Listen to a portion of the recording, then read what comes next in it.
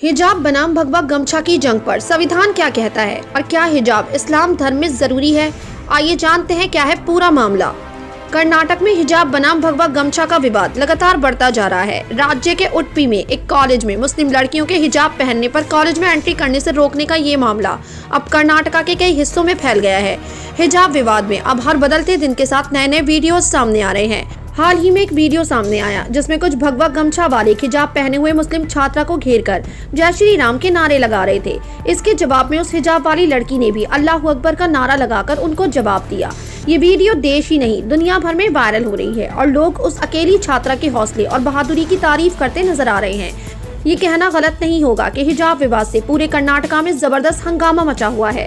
फिलहाल इस मामले की सुनवाई कर्नाटका हाई कोर्ट में चल रही है, तो इस स्थिति में सवाल उठना लाजमी है कि क्या संविधान में छात्राओं को हिजाब पहनने की आज़ादी दी गई है और क्या इस्लाम धर्म में हिजाब को औरतों के लिए जरूरी बताया गया है। तो आइए जानते हैं कि इस पर भारत का संविधान और इस्लाम धर्म क्या कहता है।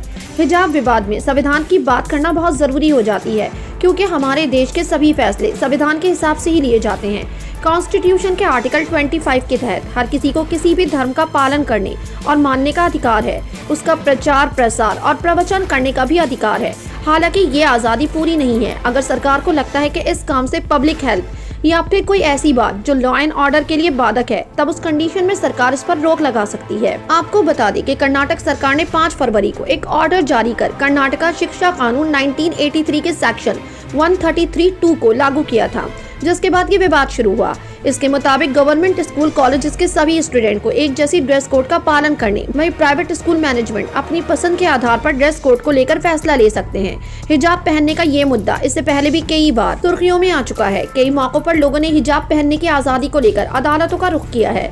हिजाब विवाद पर केरल हाई कोर्ट द्वारा 2016 में आमना बिनते बशीर द्वारा दायर हिजाब पर फैसला दिया गया था। 2016 में आमना बिनते बशीर वर्सेस सीबीएसई मामले में याचिकाकर्ता आमना की तरफ से सीबीएसई की तरफ से तय किए गए ड्रेस कोड को चुनौती दी गई थी।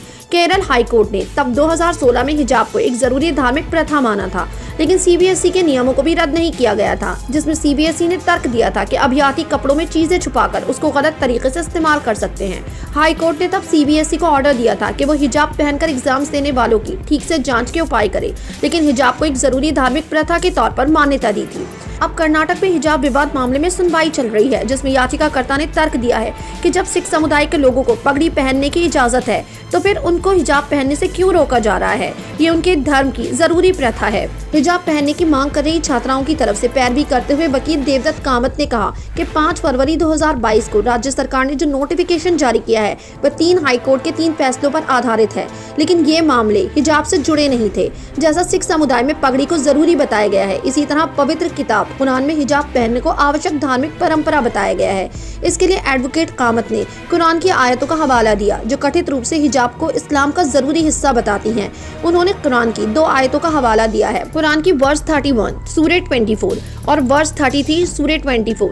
कुरान की वर्स 31 सूरह 24 में कहा गया है कि ईमान वाली औरतों को कह दो कि वे अपनी निगाहें बचा कर रखें और अपने छुपे हुए हिस्सों की हिफाजत करें और अपना सजना सवरना जाहिर ना करें सिवाय उसके जो उनमें खुला रहता है, यानी अपने पति, पिता, बेटे, भांजे, भतीजे, चाचा, मामा, अपने महरम रिश्तेदारों के अलावा, या उन छोटे बच्चों के जो औरतों की पर्दों की बातें ना जानते हों।